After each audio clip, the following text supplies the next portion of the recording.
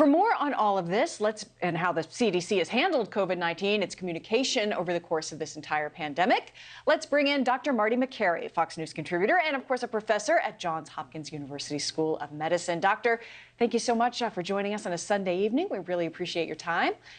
The CDC been dinged repeatedly over the course of this pandemic for poor communication. That's rather putting it kindly. More harsh critics might argue that the agency has tried to manipulate the public instead of just being straight with some of the information. You have a new op-ed slated to come out Newsweek tomorrow. How do you address the trust issue, especially when it comes to protecting America's children? Well, Molly, the CDC's been under a lot of criticism for having a messaging problem, but I actually don't think they have a messaging problem. I think they just have a bad policy problem. They've made a repeated, consistent litany of mistakes, bad judgment, and recommendations, and are still pursuing a COVID-0 strategy.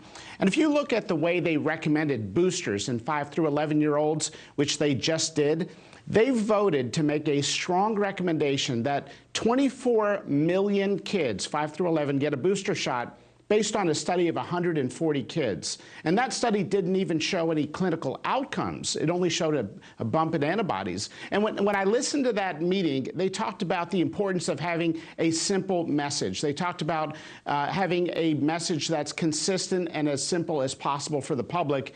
One person even said we need to recommend the vaccine booster for these kids so we get more data so we can figure out where we are going. The FDA Advisory Committee experts did not get a chance to weigh in. They were bypassed by the FDA. Yeah, just to highlight just a little portion of the new op-ed, your address on natural immunity, you write, it didn't seem to matter to the CDC that 75.2% of children under the age of 11 already have natural immunity, according to the CDC study that concluded in February.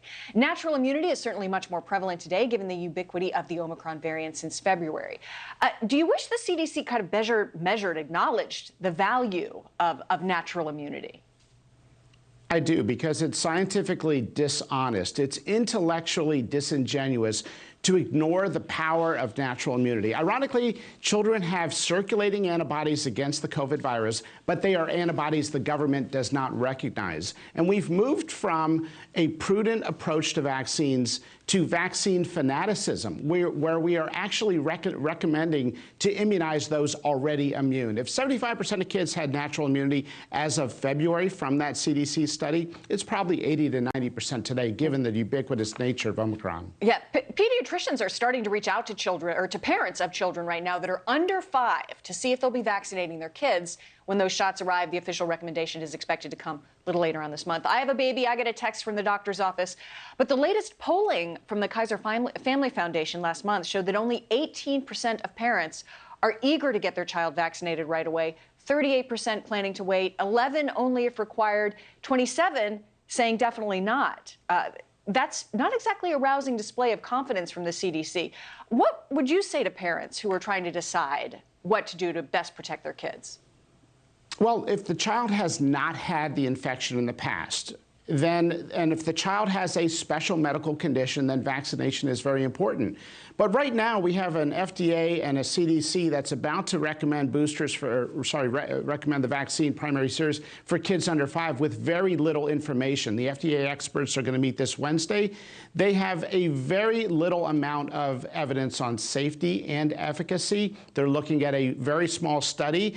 In one of the studies, the vaccine had a 37% efficacy level in kids 2 through 4 years of age. That's not very good. Whatever happened to the threshold that we had that a vaccine needed to be 50% effective? If you remember that, the first year of the pandemic, that was the bar set. And by the way, that 37% efficacy that you do get from the vaccine in kids 2 through 4, it goes down the drain after a few months. Natural immunity is effective. If the kid has had the infection, they probably don't need any vaccine. All right. Dr. Marty Makary, thank you so much. We appreciate your insight. I'm sure there are a lot of parents out there thinking about what they're going to be doing in the coming months over the summer as this rollout continues. We appreciate it. Thank you. Thank you.